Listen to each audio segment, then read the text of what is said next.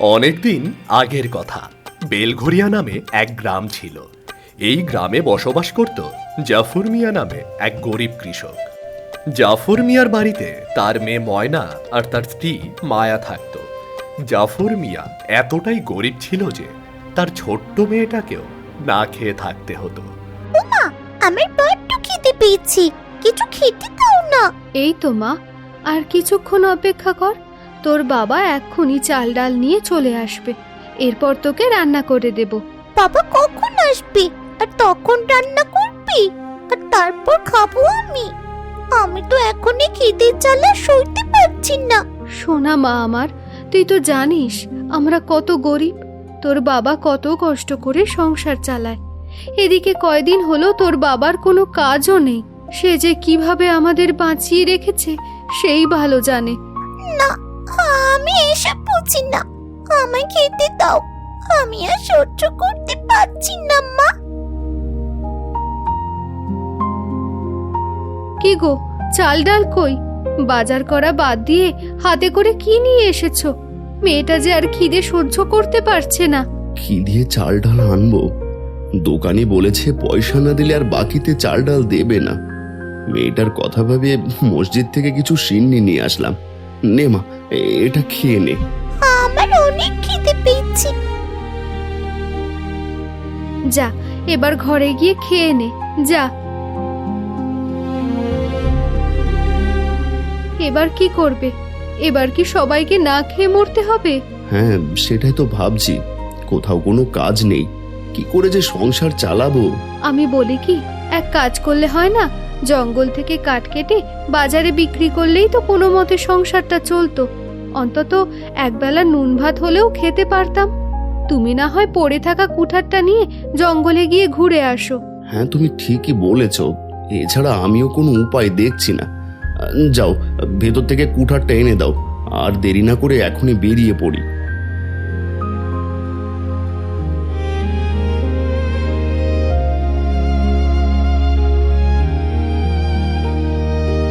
সাবধানে থেকো, আর বেলায় বেলায় ফিরে এসো। রাতের বেলা জঙ্গল কিন্তু অনেক ভয়ঙ্কর হয়ে ওঠে। তুমি চিন্তা করো না, সময় মতো আমি ঠিক ফিরে আসব। এবার চললাম।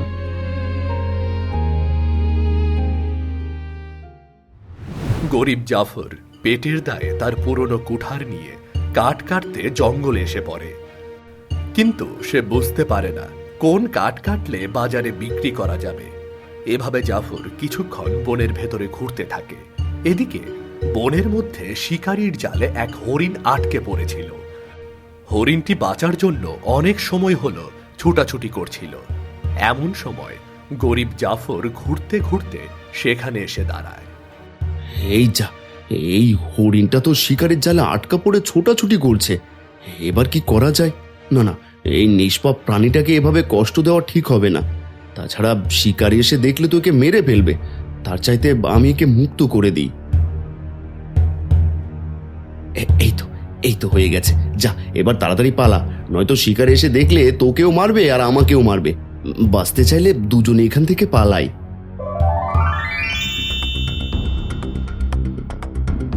কে তুমি দয়ালু মানব? এ কি, তুমি হরিণ ছিলে না? না, আমি হরিণ না, আমি এই বনের পরী। হরিণ সেজে ঘুরতে ঘুরতে শিকারীর জালে আটকা পড়ে ছোটাছুটি করছিলাম। তুমি ঠিক সময়ে এসে আমার প্রাণ বাঁচিয়েছ। বলো তুমি কে?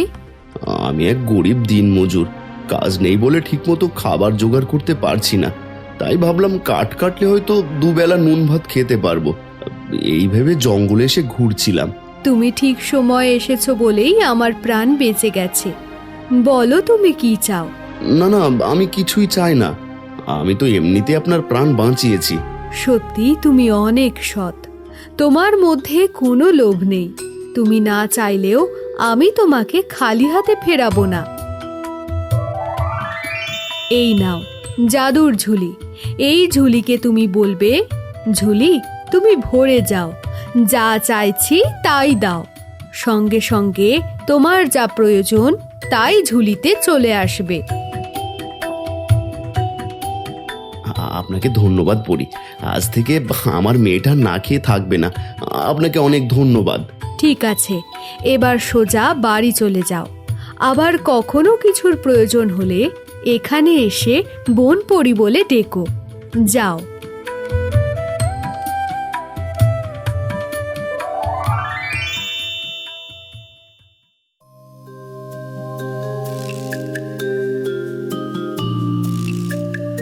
কি গো, আবারও খালি হাতে এসেছো? আর তোমার কাঁধে ওই খালি ঝুলি টাকার? আরে এটা আমাদের ঝুলি, এই ঝুলি আমাদের ভাগ্য বদলে দেবে। এসব কি বলছো? খালি ঝুলি কি করে আমাদের ভাগ্য বদলে দেবে? ঝুলির মধ্যে কিছু থাকলে তাও তো হতো। কিছু নেই তাতে কি হয়েছে? যা দরকার সব এই ঝুলি থেকে পাওয়া যাবে। তুমি কি জঙ্গলে পাগল হলে? খালি ঝুলি থেকে কখনো যা চাওয়া যায় তাই পাওয়া যায়? আরে না না, আমি পাগল হইনি। এটা খালি ঝুলি হলেও এটা কোনো সাধারণ ঝুলি না, এটা পরীর দেওয়া জাদুর ঝুলি। বলো কি, জাদুর ঝুলি? কিন্তু তুমি জাদুর ঝুলি কোথায় পেলে? বনে এক পরীকে বাঁচিয়েছিলাম বলে পরী আমাকে এই জাদুর ঝুলি উপহার দিয়েছে। বেশ, তাহলে এই ঝুলির কাছ থেকে এখনই চাল ডাল চেয়ে নাও। তাড়াতাড়ি রান্নাটা বসিয়ে দিই। হ্যাঁ হ্যাঁ, এখনই চাইছি। ঝুলি তুমি ভরে যাও, আমার বউ যা চাইছে তাই দাও।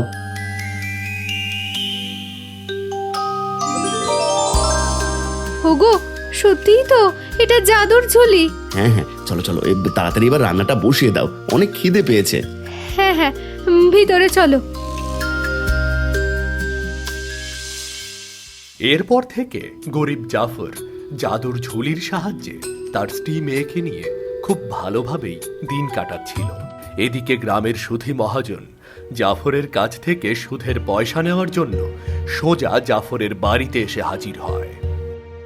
কি গো জাফর মিয়া, বাড়ি আছো? হ্যাঁ জাফর মিয়া,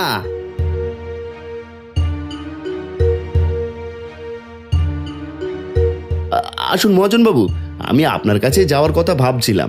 না না, আমার কাছে যাওয়ার দরকার নেই। পয়সা নিতে আমি নিজেই আসি। এবার আমার সুদের পয়সাগুলো দাও দেখি। কি যে বলেন বাবু, শুধু সুদের পয়সা কেন, আসল সহ ফেরত দিয়ে বাড়ির কাগজটা নিয়ে নেব। এই আমার সাথে মস্করা করো? প্রতিবার সুদের পয়সা নিতেই 3 বার আসতে হয়, আর এবার সময় হতে না হতে আসল সহ ফেরত দেবে?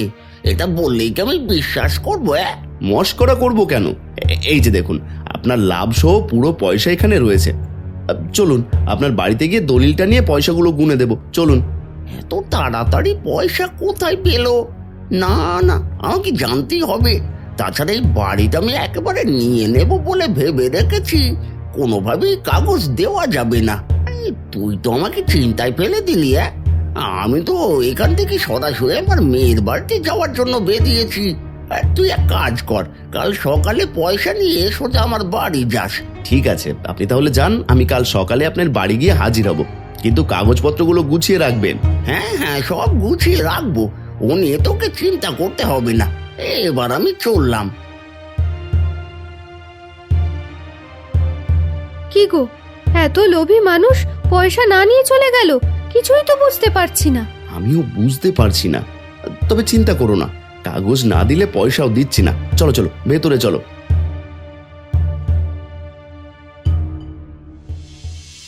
কিরে নরেন, এসেছিস? দে দে, আমার পয়সা দে।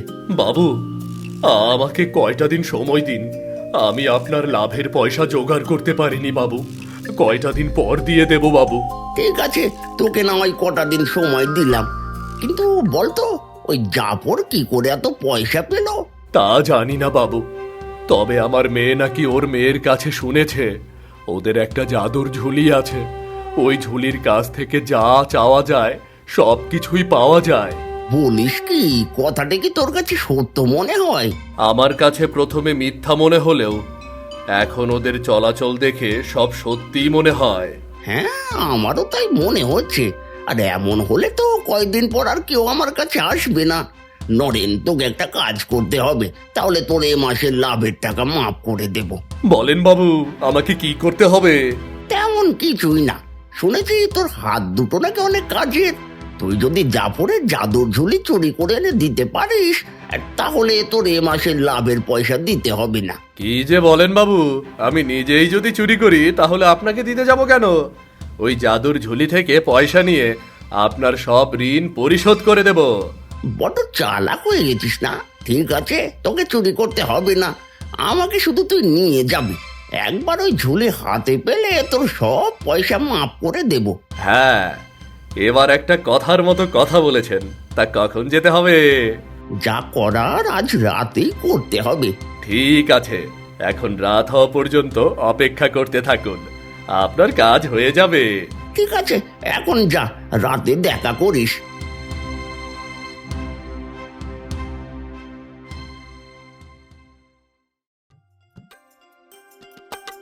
নাও নাও, দেখো বাজার থেকে একেবারে টাটকা ইলিশ মাছ নিয়ে এসেছি। কি মজা, কি মজা! বাবা, তুমি আমার জন্য ইলিশ মাছ নিয়ে এসেছো? হ্যাঁ রে মা, আমি আমার সোনা মেয়ের জন্য ইলিশ মাছ এনেছি। মা, আজ আমি ইলিশ মাছ দিয়ে পেট ভরে ভাত খাবো। হ্যাঁ হ্যাঁ, পেট ভরে খাস। তাহলে এবার আমি গিয়ে রান্নাটা বসিয়ে দিই। হ্যাঁ যাও, দেরি করো না, আর কিছুক্ষণ পরে তো আবার সন্ধে নেমে আসবে। এই নাও।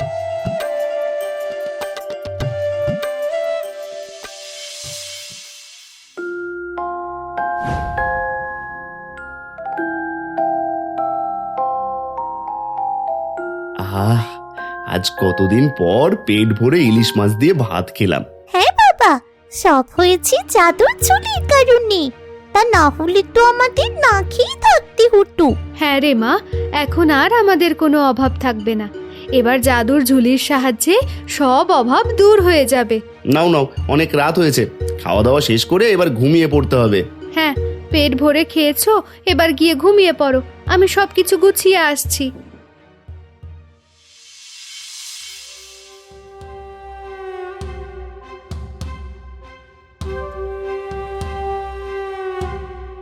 বাবু, এখন আর দেরি না করে তাড়াতাড়ি ঝুলিটা বের করে নিন। হ্যাঁ হ্যাঁ, তাই করছি। এই তো কাজ হয়ে গেছে। এবার তাড়াতাড়ি কেটে পড়ুন। বাবু, কাজ তো শেষ। এবার কি তাহলে আমাকে পয়সা দিতে হবে? আরে না না, তোকে আর পয়সা দিতে হবে না। এখন বাড়ি যা, পয়সা লাগলে এসে নিয়ে যাস, কিন্তু খবরদার এই ব্যাপারটা কাউকে বলবি না। না না না না, কাউকে কিচ্ছু বলবো না। তাহলে চললাম।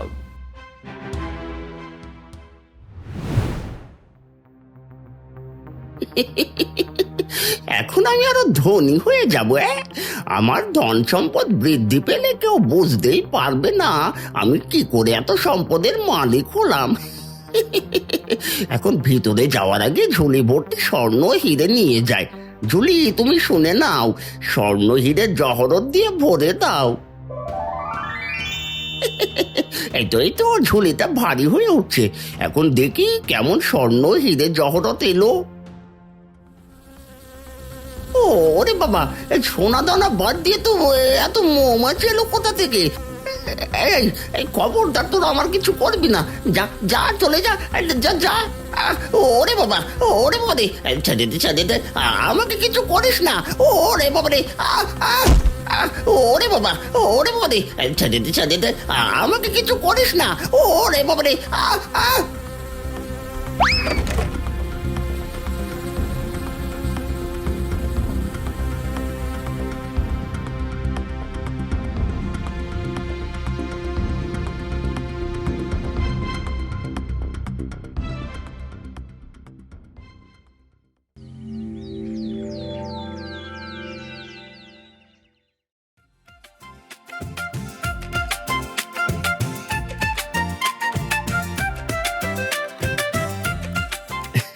এ কি মহাজন বাবু, আপনার এমন অবস্থা হলো কি করে?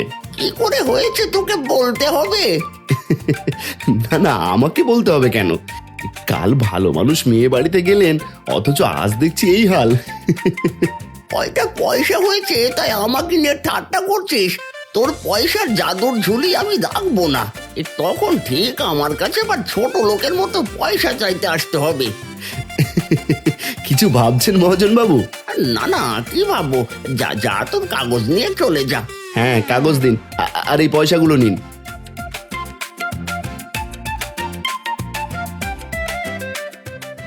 এবার তাহলে চললুম বাবু, ভালো থাকবেন।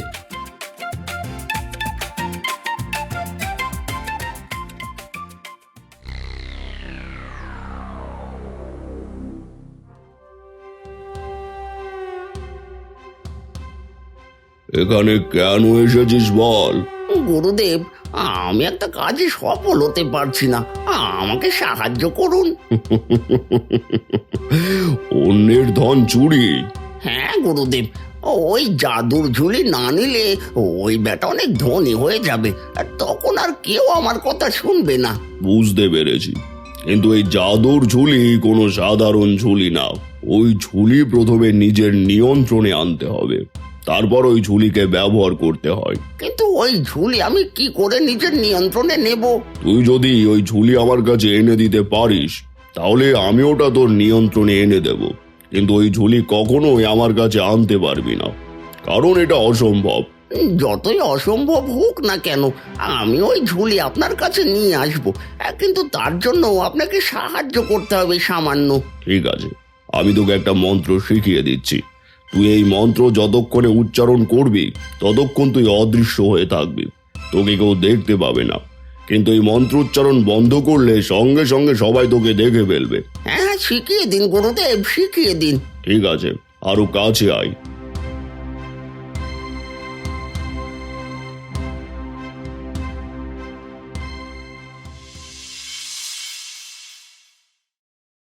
মহাজন জাদুকরের শেখানো মন্ত্র পাঠ করতে করতে রাস্তা দিয়ে যাচ্ছিল।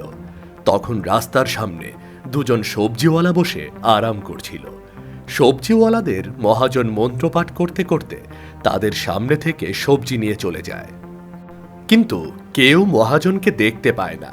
মহাজন বুঝতে পারে জাদুকরের মন্ত্র কাজ করেছে। এই তো কাজ হয়েছে, তার মানে তান্ত্রিকের শেখানো মন্ত্র কাজ করেছে। এখন রাত হলেই আমার আসল কাজ শেষ করব।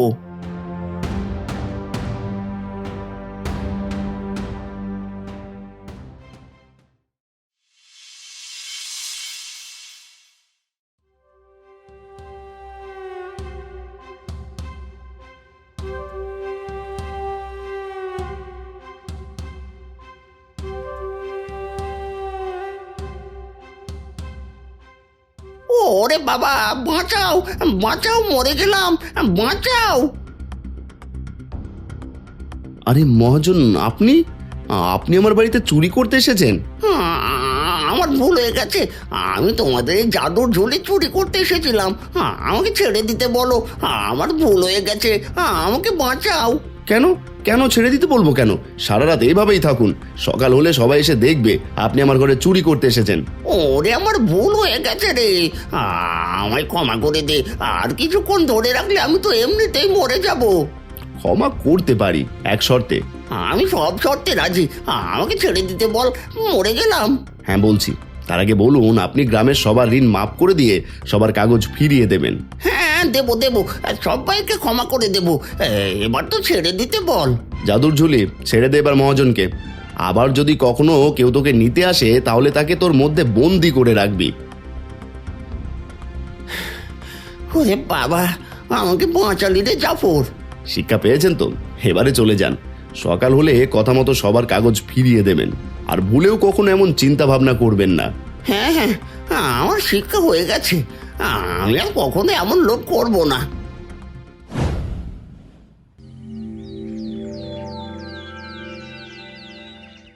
সকাল হলে মহাজন গ্রামের সবার কাগজ ফিরিয়ে দেয়।